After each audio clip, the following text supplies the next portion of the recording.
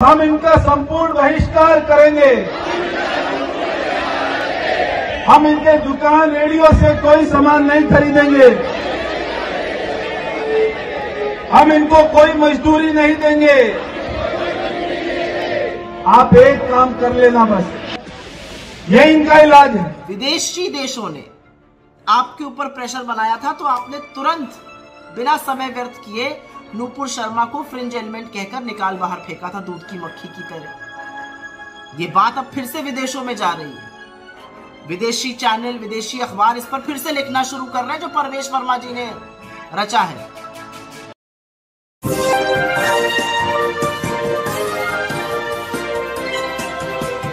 आदाब, नमस्कार, अस्सलाम वालेकुम नाज़रीन। पल पल न्यूज के न्यूज रूम से मैं हूं आपके साथ नदीम अकरम।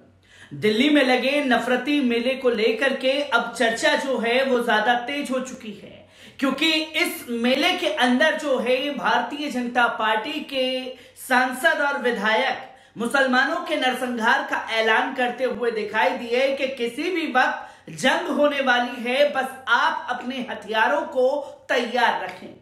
जिसमें भारतीय जनता पार्टी के दिल्ली के सांसद प्रवेश वर्मा भड़काऊ भाषण देते हुए दिखाई दिए, तो वहीं लोनी के विधायक नंद किशोर गुर्जर भी अपशब्द कहते हुए मुसलमानों के लिए नजर आए, जिसमें तमाम विश्व हिंदू परिषद के नेता जो हैं वो जहर उगलते हुए दिखाई दिए। और इनके जहर का असर ये हुआ है कि एक बार फिर से विदेशी मीडिया में चर्चा का केंद्र बन चुके हैं भारतीय जनता पार्टी के ये नफरती नेता, जिस पर सुप्रिया श्रिंते ने बड़े सवाल खड़े कर दिए हैं। क्या कुछ कहा है सुप्रिया श्रिंते ने, एक बार उस पर नजर डाल लीजिए।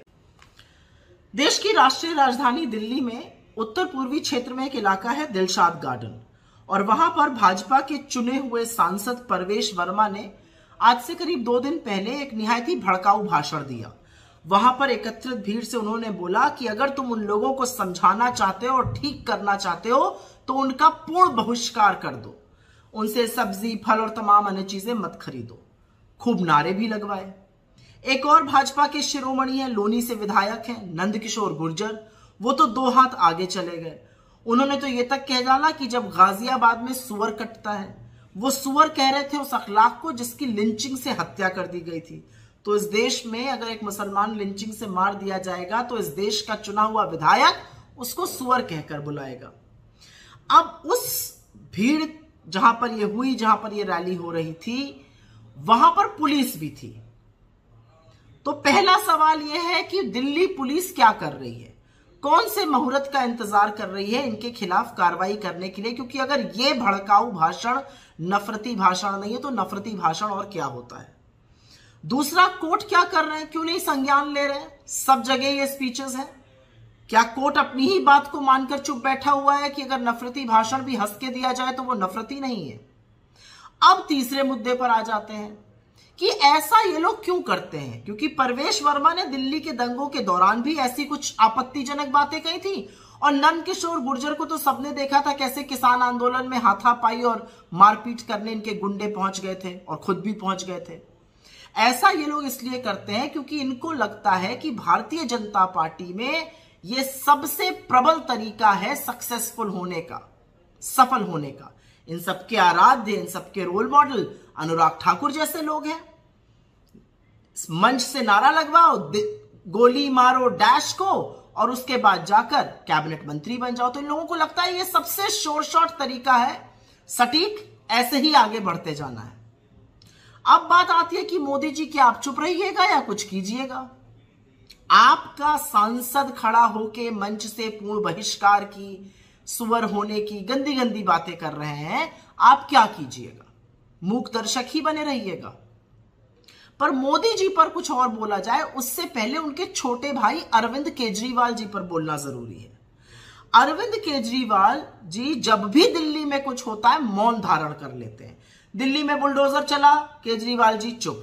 दिल्ली में जंतर मंतर पर काटो काटो का नारा लगा, केजरीवाल जी चुप। दिल्ली में दंगे हुए, केजरीवाल जी ने मौन धारण कर लिया।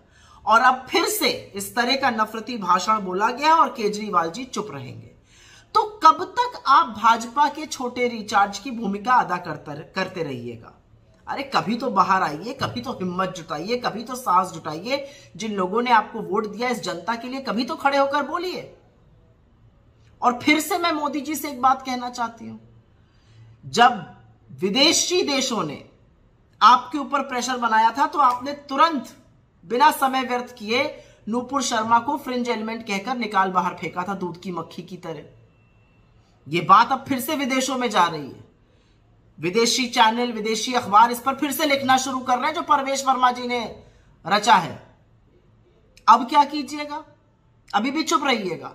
और जैसे बहिष्कार की मुहिम वो यहां पर चला रहे हैं, अगर गल्फ कंट्रीज चलाने लगी तो क्या करिएगा ये बताइए? जो लोग वहां काम करते हैं, हिंदू मुसलमान सब वहां काम करते हैं।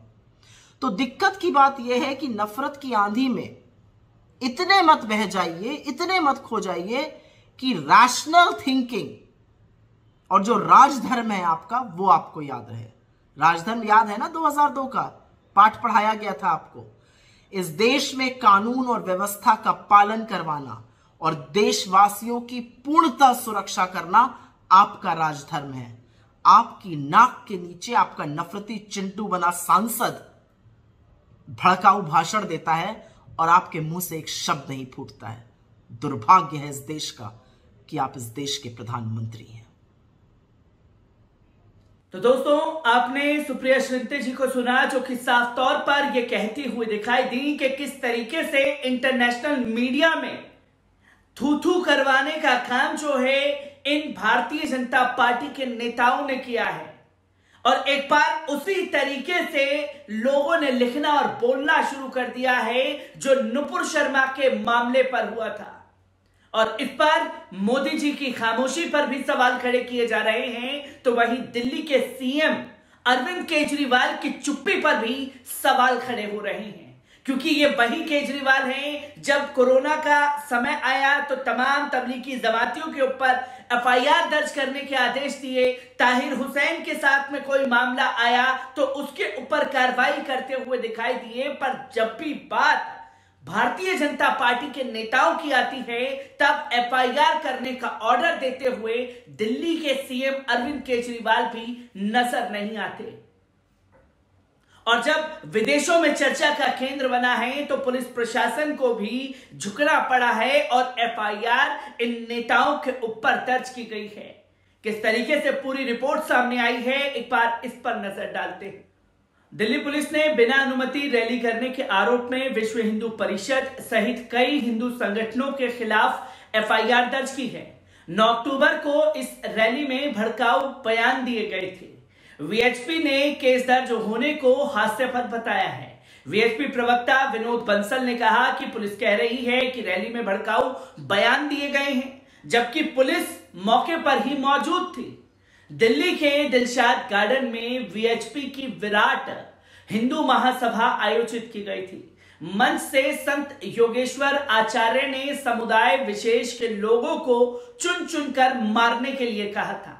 मंच से ही एक और संत नवल किशोर ने हिंदुओं से बंदूक उठाने की अपील की थी। रैली में मौजूद बीजेपी सांसद प्रवेश वर्मा ने भी मुसलमानों के बहिष्कार के नारे लगवाए थे। सांसद ने कहा कि हम उनकी दुकानों से कुछ नहीं खरीदेंगे, हम उन्हें रोजगार नहीं देंगे।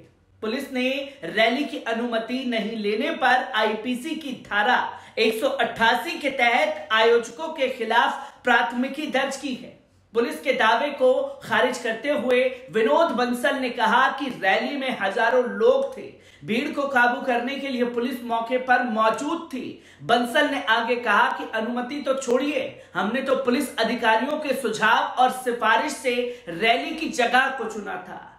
जगत गुरु योगेश्वर आचार्य ने लोगों को उकसाते हुए रैली में कहा कि ये हमें गिन गिन कर टारगेट करेंगे, चुन चुन कर मारेंगे। इसलिए आपसे अनुरोध है कि जहां भी देखो अगर ऐसे नीच हमारे मंदिरों को, हमारे मठों को, हमारे हिंदू परिवार के भाई बहनों को कहीं भी उंगली दिखाएं तो उनकी उंगली मत काटो, उनका हाथ काट दो। अगर जरूरत पड़े तो उनका गला काटने से भी पीछे मत हटो। क्या होगा? एक को फांसी होगी। रैली में महंत नवल किशोर दास ने हिंदुओं को बंदूकें उठाने की सलाह दी। उन्होंने कहा कि अगर आपको लाइसेंस नहीं मिलता तो चिंता की बात नहीं है, जो लोग तुम्हें मारने आते हैं उनके पास भी लाइसेंस नहीं होते, तो आपको लाइसेंस की क्या जरूरत है। अगर हम सब मिल जाएं तो दिल्ली पुलिस कमिश्नर भी हमें चाय पिलाएंगे और हम जो चाहेंगे वो करेंगे।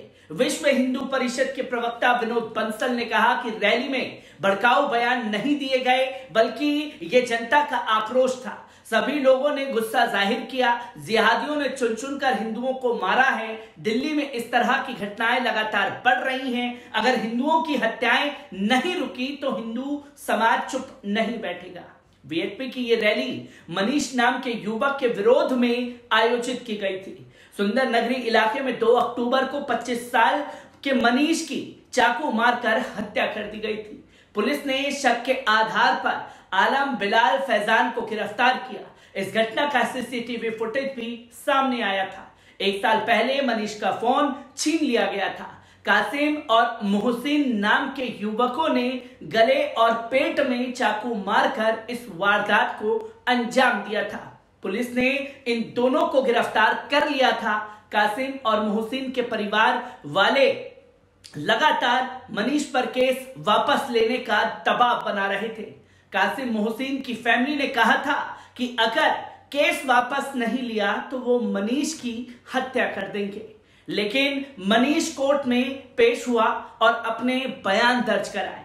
इसके 3 दिन बाद घर के सामने ही उसकी हत्या कर दी गई, जिसकी तस्वीरें लोगों के सामने आई और इस नफरती मंच को सजाने का काम विश्व हिंदू परिषद के द्वारा कराया गया और इसके सहभागी बने भारतीय जनता पार्टी के नफरती नेता, जिन्होंने एक से बढ़कर के एक नफरत फैलाने वाले भाषण दिए।